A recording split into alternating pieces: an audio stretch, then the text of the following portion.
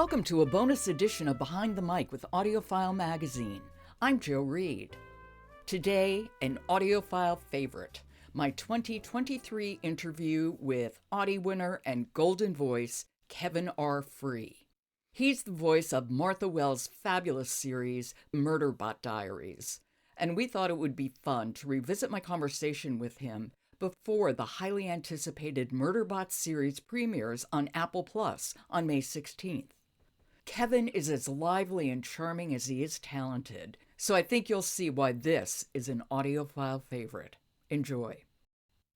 The footing on the side of the crater was lousy, soft sand and loose pebbles, but my legs weren't damaged, and I got up to the top with both humans still alive. Valescu tried to collapse, and I coaxed him away from the edge a few meters, just in case whatever was down there had a longer reach than it looked. I didn't want to put Bharadwaj down because something in my abdomen was severely damaged, and I wasn't sure I could pick her up again. I ran my field camera back a little and saw I had gotten stabbed with a tooth, or maybe a cilia. Did I mean a cilia, or was that something else?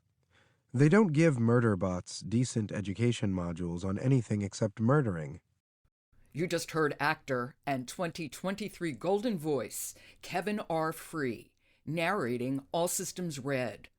It's the first book of the wildly successful Murderbot series written by Martha Wells, and Kevin is the narrator of all of them, picking up Earphones Awards along the way. In fact, Kevin R. Free is a perennial Earphones Award winner, and in a variety of books, from children's titles to juvenile fiction to literary fiction, nonfiction, even poetry.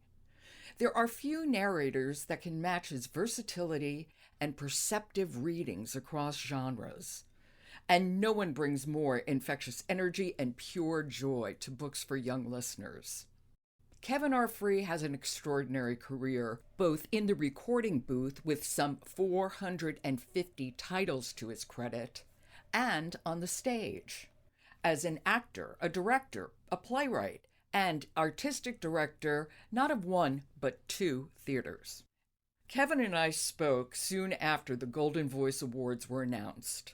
Here's our conversation, and it's one I will not forget anytime soon.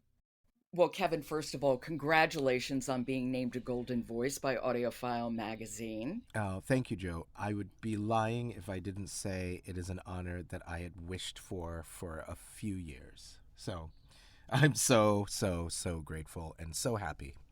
I really would like to go back a little bit, and I want to know, when did you begin to perform and what drew you to theater? Oh, wow. Thank you for asking about theater. Let's see. I trained as a singer. I was classically trained as a singer in high school, and I was, seeing an opera coach and whatever.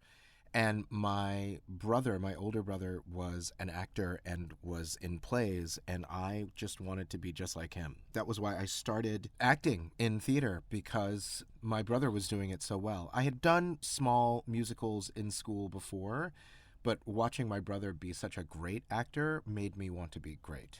So I would say I was 15, 16 years old when I really caught the bug, and that's how it started. Now, how did you begin to narrate audiobooks? How did you get into the audiobook biz? Yeah, audiobooks, they were such a surprise. So it's important to note that in 2000, I was doing a show on stage, and I was sick, and I was singing in this show, and I could tell something happened to my voice. And what I found out a few weeks later was that I had burst a blood vessel on my vocal cords and had a polyp. And I eventually went on vocal rest for 6 weeks and then had surgery to remove the polyp. After that was when I booked my first audiobook, and that was in the fall of 2000. Now, I had been auditioning for audiobooks. I had a couple of auditions like in 1999, and I thought I was great, and I was told I was great, and nothing happened, nothing materialized. And then I auditioned again after I had this vocal surgery, after I relearned how to speak and sing from a vocal therapist, and I booked my very first audiobook through Recorded Books, who still continues to employ me all these years later. You began, didn't you, narrating children's books? That was not the beginning. Okay. Yeah, the beginning was urban romance. That's how it began. And then somewhere along the line, there was a director at Recorded Books who said to me, you have such range. I think they want you to do more educational and children's books. And then it happened, and I started doing more children's books. I think the first notice that I received that was really, really good was for Dizzy, which I loved when you played a clip of that when you announced that I was a Golden Voice Award winner.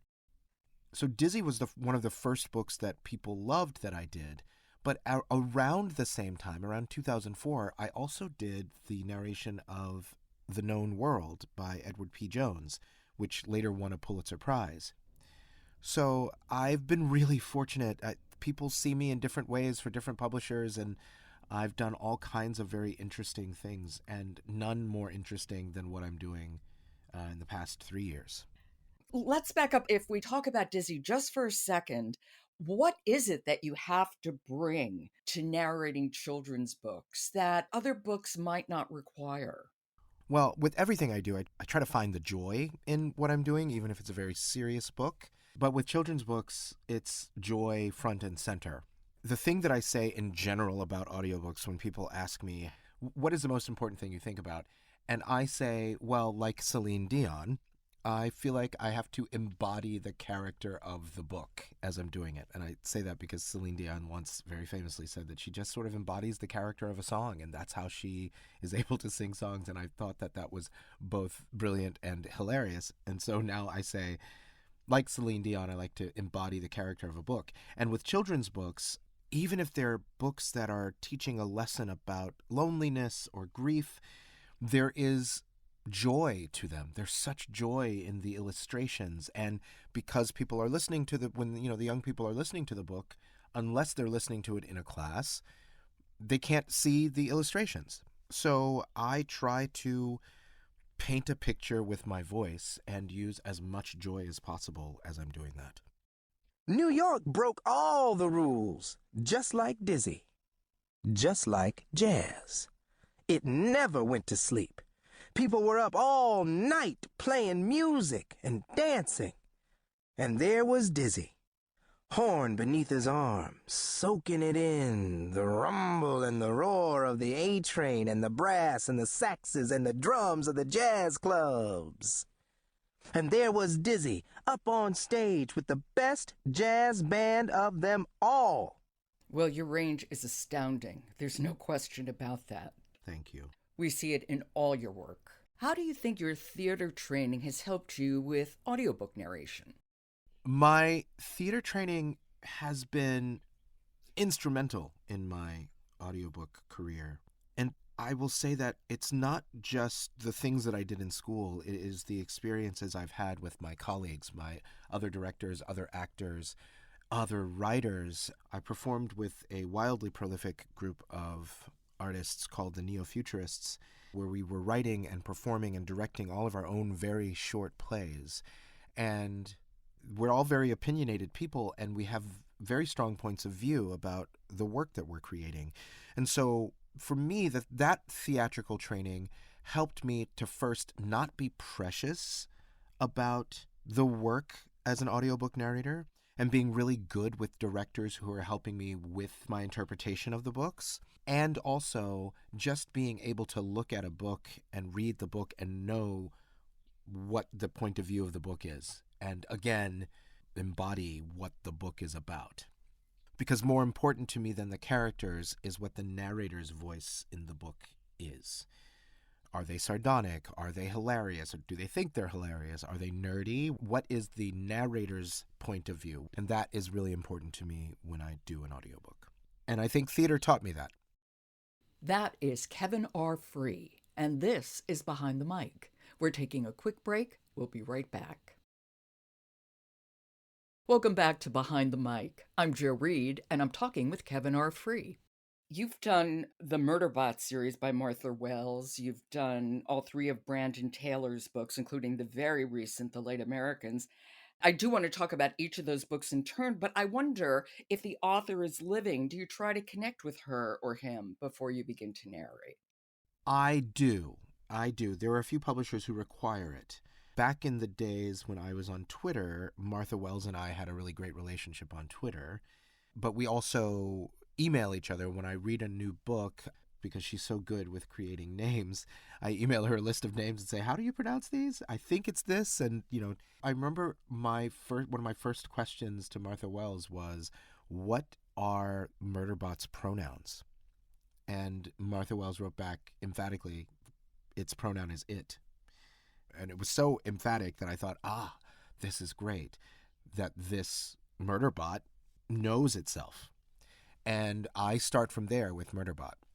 With Brandon Taylor, the brilliant Brandon Taylor, we have had robust, again, Twitter conversations, and most recently on Instagram when I was asking about some pronunciations there. But I remember as we were reading Real Life, I didn't have any relationship with Brandon.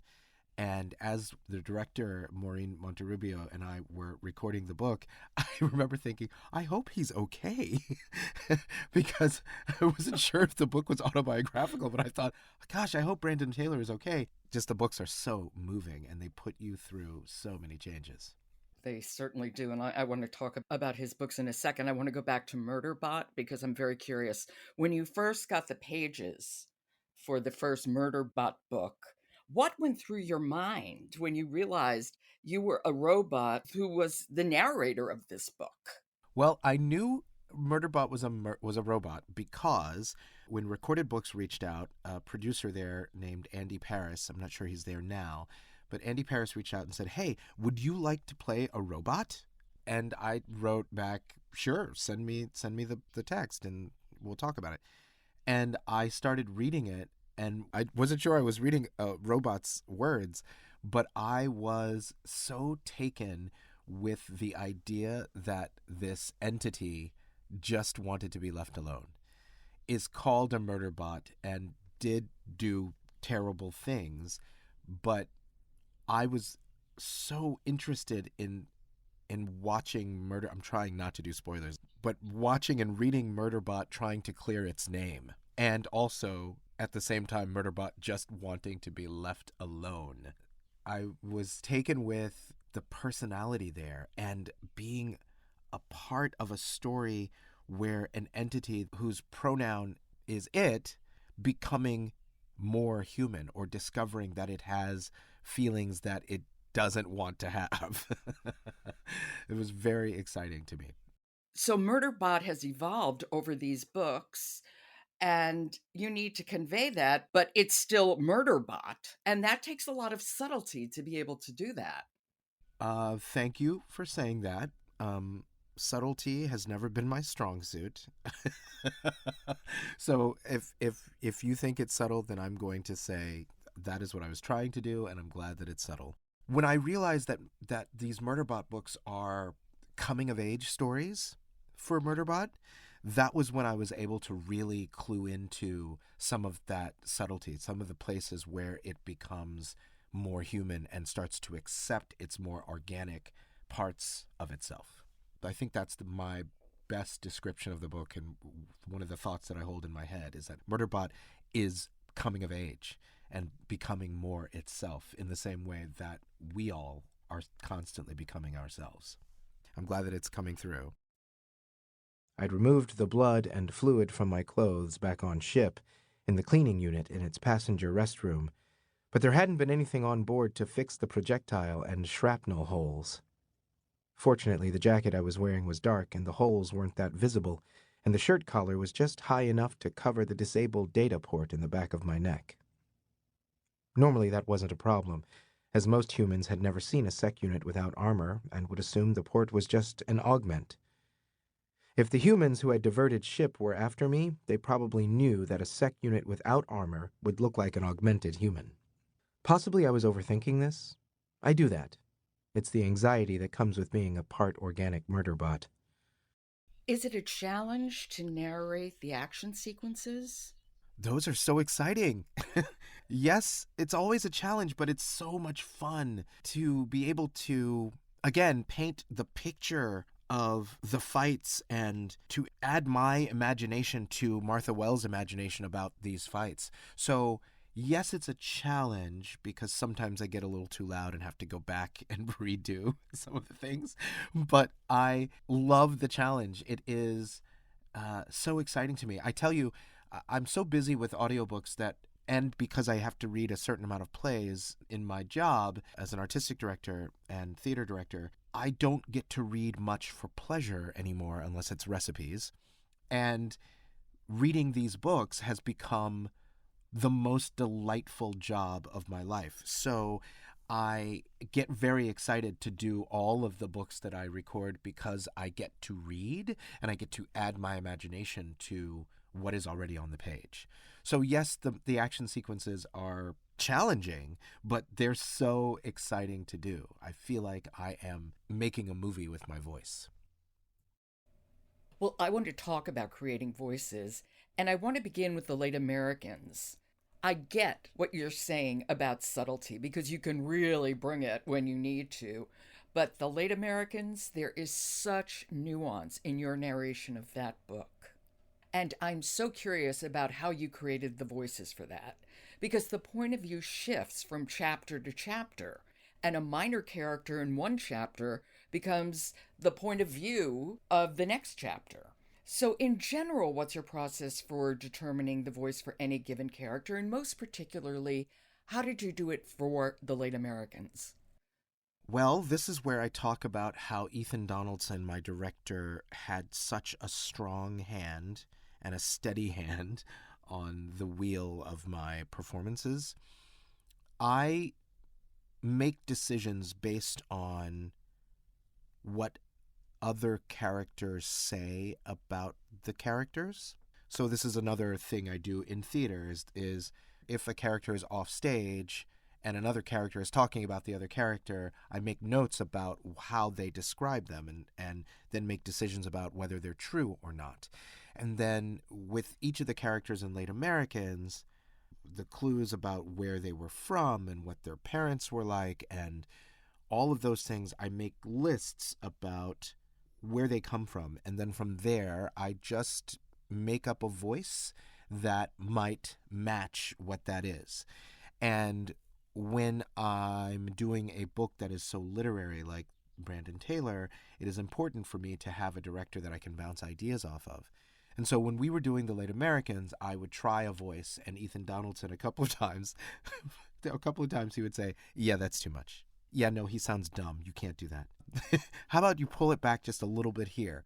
And so with The Late Americans, the establishing of the characters became really, really important. And going back to do them was also very important. And a note about the subtlety of Late Americans, somewhere along the line, I realized that I was whispering sometimes into the microphone. That there were times when I was performing the book, and because it's such a wonderful book, it led me to go to those places. So yes, again, I will tell you that subtlety is not my strong suit, but what I think happened with The Late Americans was that I had such a brilliant director, and I know Brandon's work, so I have this intimacy with the work. And because this book was so adult, I really was able to take a deep breath and not rush anything and embody the subtlety of those characters.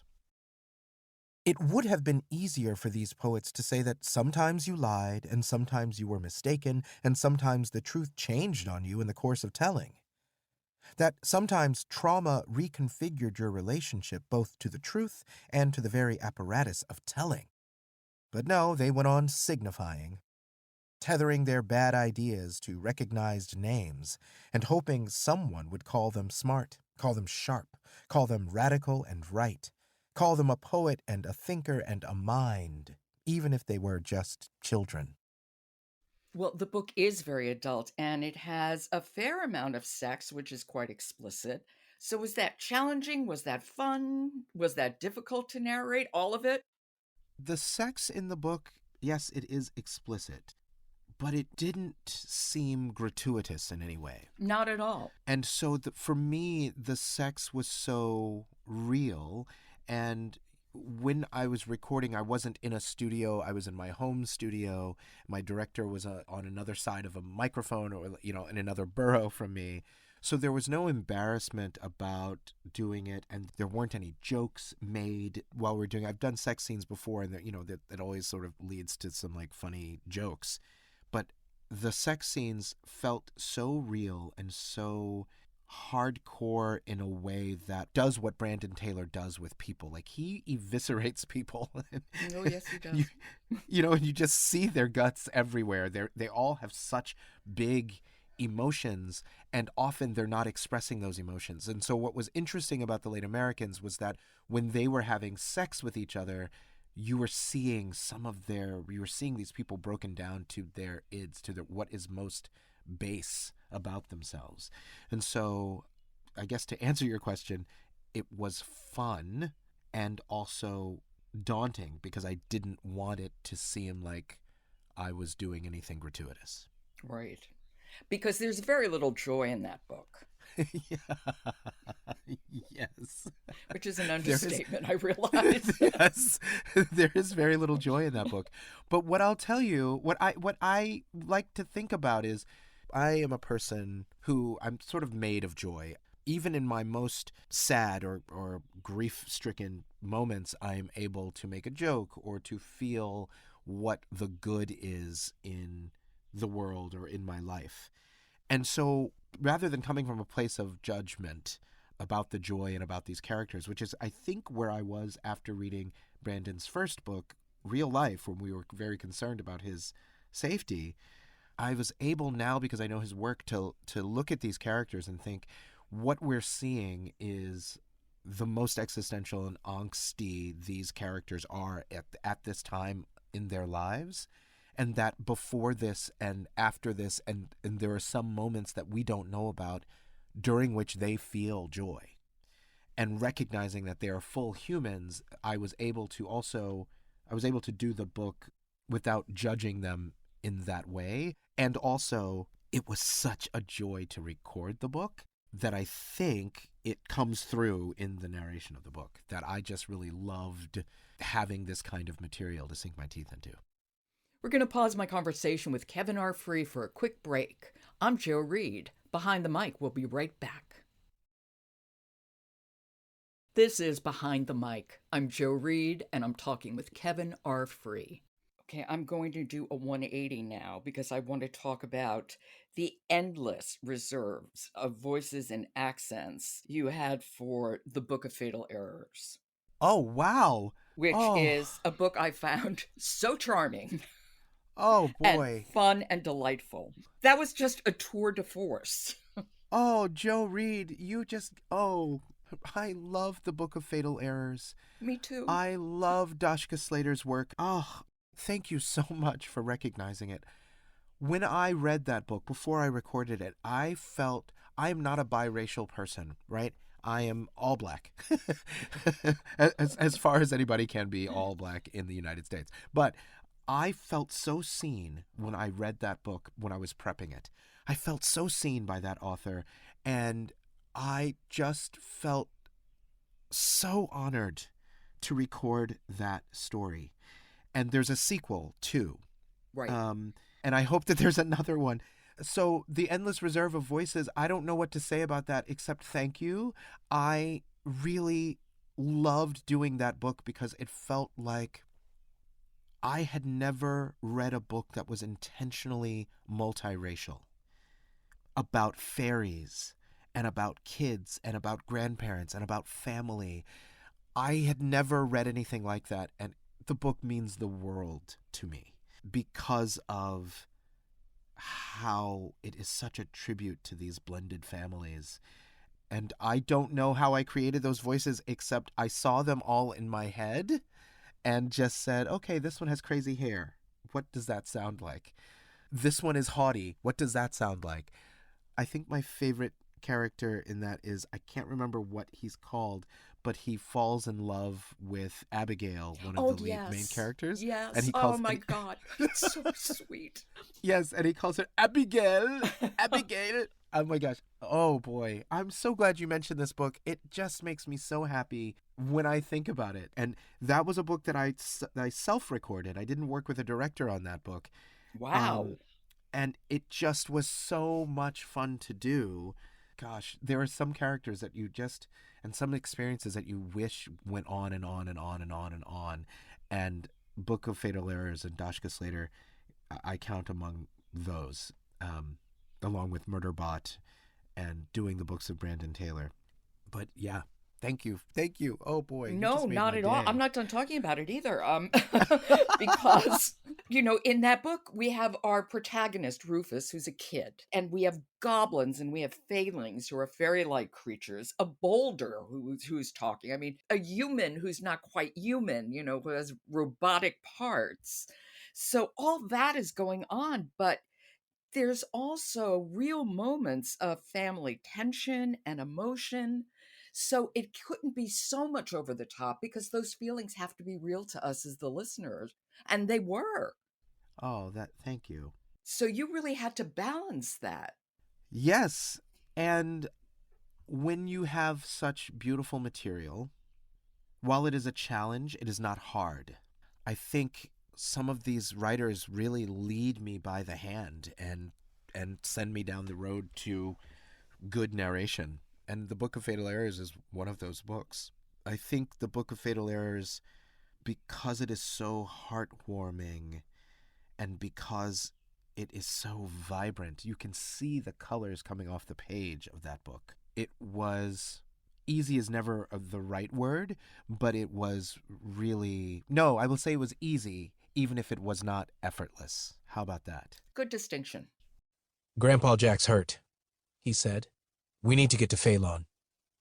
I don't understand, Rufus said during the drive across town.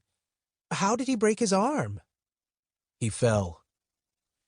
His dad ran a hand over the uncombed clumps of his wavy brown hair. But how did he fall? Grandpa Jack wasn't the falling type. Rufus had never seen him lose his footing, not even when jumping from stone to stone while crossing the creek at Phelan. According to Mom, he stepped through some rotting floorboards in the barn. His dad glanced over at Rufus and raised his eyebrows as if to add italics to the statement. And since phones don't work up there, he had to drive himself to the emergency room. If Mom hadn't showed up for her shift just as he was leaving the hospital, we might not even know. What rotting floorboards? Rufus asked. I was just in the barn last week. I didn't see any. It's Phelan, Rufus. Don't try to make sense of it. I wanted, and most of the time when I'm recording the books, almost all the time when I'm recording books, I want to do right by the author. I think all the time I want to do right by the author. But there are some times when the author's brilliance and my life intentions or the things that I believe about the world meet. They align. The Venn diagram is like, two circles on top of each other. And I just wanted to be so wonderful doing the book. And as I said, I don't do a lot of reading books for pleasure anymore. So all of the narration that I do is quite a pleasure because I get to read. And when you're a middle-aged person, you don't always get to read books about young people. Exactly. Or people don't think that those are the books that you should read. You should get this kind of book for the beach, and you should get this kind of book for your brain. And I say the juvenile fiction titles fill me with such joy and purpose. And the Book of Fatal Errors is just one of my favorites. Yeah, and mine too. I just loved every single minute of it. Thank you. How is acting with your voice, Kevin, different from having your physicality to use when you create a character? Well, if you could see my movement in the booth when I'm doing certain characters, I think you would say there's no difference, Kevin. There's no difference because I move a lot. What I can say is that I learned a lot from watching our dear departed Katie Kellgren perform. We did a set of books together, The Kane Chronicles by Rick Riordan, back in 2010, 2011, and 2012, I think. And watching her embody characters as I stood outside the booth, I now think about her every time I'm doing a big character. And what I saw Katie doing was creating a character that was a huge character on stage and then making her arms not move and focusing all of that energy through her voice. And that is what I try to do when I'm doing a character that I know is wild and crazy. I think about what he or she or it looks like and moves like and how they would move their head. And I do all of that, but then I have to try to keep absolutely still and focus all of that through my voice. Well, you just have your voice. I don't mean just in that way, but it's your voice. The toolbox is smaller, but you have a far greater range of characters you can play narrating an audiobook. And I think that is the other reason why I have such joy as I do it. There are so many characters in the American theater that I will never play, that I know about, that I probably will not ever play. But with audiobooks, I get to expand what we think of as things that are playable by a middle-aged black queer. I'm clearly describing myself. And so not having my body to do it, there's a luxury because I can create the look of the body. Like whenever somebody describes a certain kind of character, I know what the base voice is. So like if somebody's a frat guy, I know he talks like this, right? He talks like this. This is where we begin. It's like two-dimensional and this is the voice, right? And then I start to whittle away from that as I learn more about the character, and I'm left with something that is a little more human, something that's a little more full. But I start with a base character and a base physicality and then just whittle away at that big theatrical thing until it is just the voice without any of the extra bells and whistles. Time for a quick break. We'll be right back to my conversation with Kevin R. Free.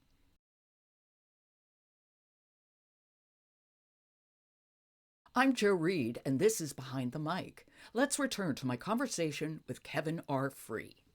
Let me ask you this, because theater is so collaborative. You're in a community of players. You're either the director, you're guided by a director, you're working with actors. With audiobooks, you're recording in a booth, working with a director, perhaps, or a producer, but it's on you. Can you talk about the difference between doing it alone and doing a play in the company of others? Yes, I can talk about that.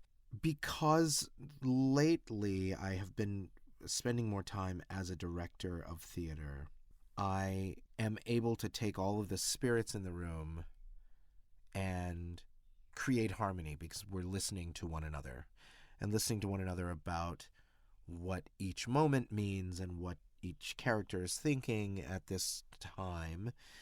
And that feels really wonderful and collaborative because we are working as a community to solve a puzzle, to put together a puzzle. And I really love that.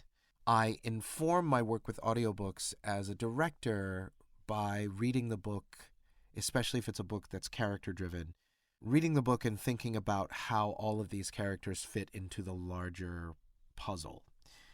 And it is different, and I love having a director because a director can tell me, okay, that's a little too theater, that's a little too much. But when I don't have a director, I really focus in on the kind of book that it is. And when I reach out to the author to get pronunciations or the publisher to get pronunciations, I ask some leading questions about how the author was inspired to write the book and what it all means to them. Are there any politics involved with this? Where is the narrator's voice supposed to be? But at the end of the day, when I get in the booth, I'm by myself, and I like to spend the first 3 or 4 minutes recording the first part of the book and then listening back and saying, okay, I think I'm on the right track with this, but I'm not sure, so that I can hear what I'm already thinking about the book and see if how it sounds like what I think it sounds like in my head, if that makes sense. It does. Pacing is also so important to the audio experience. In all books, but especially a book like The Last Slave Ship by Ben Raines, which is nonfiction, it's a long, complicated story. What was your process for figuring that out? For the last slave ship, well, the story was relevant to my interests. As I was reading it and reading how he was searching for this ship and the community of people around that area in Alabama, I was fascinated by the mystery of it. There were also places where I, as a Black person, or just as a human, was outraged by the story of this last slave ship, this actual ship that came to the United States after the transatlantic slave trade was abolished. So I had to pull myself back because it's a journalistic story. There's not a lot of editorializing that Ben Raines does because he's a journalist. So I had to balance the mystery of finding the ship with the outrage that I personally felt about the ship even existing and what was happening to that community. To the nation at large, the story of the arrival of the last enslaved Africans on the Clotilda was little more than a historical footnote. Around Mobile, Alabama, where many of the Clotilda's passengers ended up living after emancipation, the story had, conveniently for some, come to be treated as myth. Without the shipwreck, people said there was no proof the story was true. That remained the case until April 9th, 2018, when after an extensive search, I dove underwater in scuba gear and came up holding the first piece of Clotilda to see the light of day in 160 years.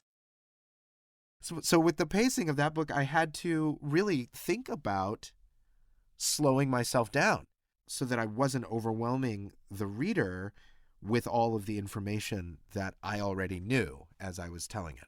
I think about this a lot just in my personal life. I get very passionate about things and I start yelling. I start sounding a little bit hysterical because I'm very passionate about things. And I was just saying to myself yesterday, I wish that I could just be more zen all the time. And I feel that when I have the words in front of me, it is easier for me to calibrate. Am I going fast here? Am I going slower here? How do I do this? But I will say that it was difficult with the last slave ship because sometimes I wanted to speak so fast and so passionately that I had to redo a lot of my narration of that book. It really was a great narration that served that story perfectly, I thought. Thank you. What's the best part of audiobook narration for you? Oh, well, right now it's winning a Golden Voice Award. Getting the thing that I've wanted for so long. The greatest thing about audiobook narration for me is because I get to do so many different kinds of books that it feels like the audiobook world recognizes the fullness of my humanity. And as a human who likes to recognize the fullness of each person I meet, it feels as though the audiobook community sees me as a multifaceted human and artist. So I'll tell you my favorite part of audiobook narration is how embraced I feel by our community. It feels like I belong here and I never ever want to leave. And of course, the last question is, which you alluded to, is what it means for you to be named a Golden Voice. It means everything. It means everything. I work so hard, and I watch some of these other amazing golden voices on the list and listen to them and listen to how easy they make it sound and how they change me when I listen to their work. And it just sort of feels like confirmation that I might do a fraction of what they do for me. So it means the world to me. Well, Kevin, it's so well deserved. It truly is. And you have all my congratulations and many, many thanks for giving me your time on this very busy day for you. Oh, no worries at all. This is more fun than the commute, so I appreciate you. Oh, thank you. That was my 2023 conversation with Kevin R. Free. He is a Golden Voice and a 2025 Audio Award winner for The Real Education of T.J. Crowley. This has been a bonus edition of Behind the Mic. Behind the Mic is produced by Jessica Lockhart, Robin Whitten, Michelle Cobb, Stephen Cummings, Leslie Fine, Alan Minskoff, Alex Ritchie, Laura Rossi, and Kendra Winchester are our contributors. Jennifer Dahl is our editor, and the music is William Ross Chernoff's Nomads 4-Way. And I'm your host, Joe Reed. Good listening.